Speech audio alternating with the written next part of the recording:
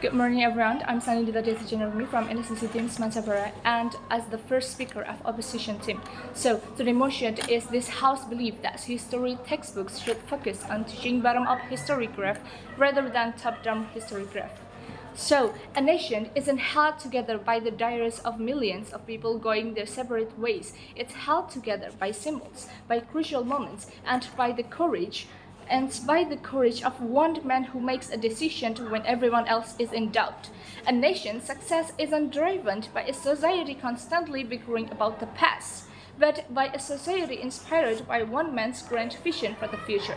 Top-down methods don't silence the voice of the people, rather than they simplify a complex world so that every ordinary citizen has a common ground to begin a discussion. If you want to build a house, you don't start by choosing the color of the sofa or counting the nails in the wall. You look at the architect's blueprint. If you consider history focused on great leaders to be glorification, to me it is a blueprint, a big picture that leads to a clear goal. Great leaders of the past are not idols to be worshipped, but moral and tactical standards to be suppressed. And if you say textbooks were made to simply provide history, no, it is not. Textbooks are not made to simply provide in-depth, critical, and objective history. The primary goal is to education, not pure research. So, textbooks are designed to suit the student's level of understanding. And history textbooks are also often used by the government to build a sense of nationalism and shape the identity of loyal citizens. And then, are the great heroes and the textbooks always from the elite?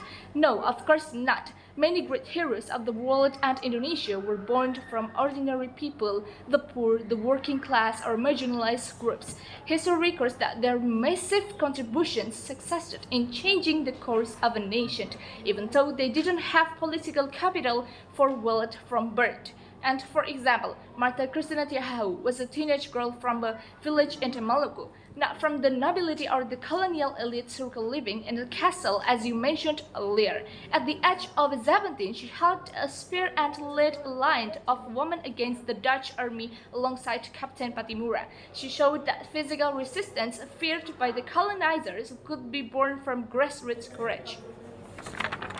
And here are two reasons why textbooks should focus on top-down historiography.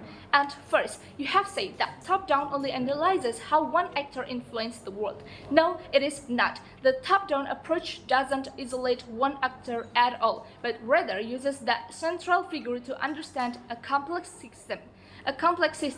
Teaching history to the general public requires a vocal point. One major actor, such as a king, president, or commander-in-chief, is representative of the policy and institutional shifts of his time. Without this central actor, history will be a jumble of scattered sociological data without direction. Focusing on one actor provides a solid narrative structure so readers understand how global institutions work, not just who does what. And then the second, claiming that bottom-up approaches are more systematic is a fallacy. Bottom-up methods collect millions of micro-narratives, diaries, and perspectives from small groups, often contradictory and subjectively biased.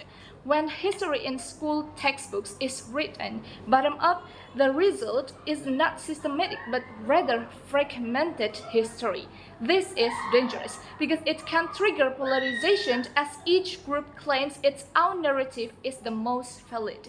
In contrast, top-down methods are far more systematic because they filter the noise into a stable consensus, providing a national meeting point for healthy political discussions without triggering horizontal conflict. And then the third, school textbooks have a practical function that is to educating the younger generation about how power structures and macro decisions influence the direction of the nation. Reading history about how major policies were decided from the top provides more functional validation for the grassroots and is more credible and consistent, such as the text of the proclamation and the Jakarta Charter. These are easier to understand. Top-down methods are also more accessible, more and more consistent than oral history. Therefore, the best validation from the government to the people is not by writing their names in boring texts. The best validation from the government to people and to citizens is not by writing their names in boring textbooks, but by teaching their children and grandchildren how to become the next leader.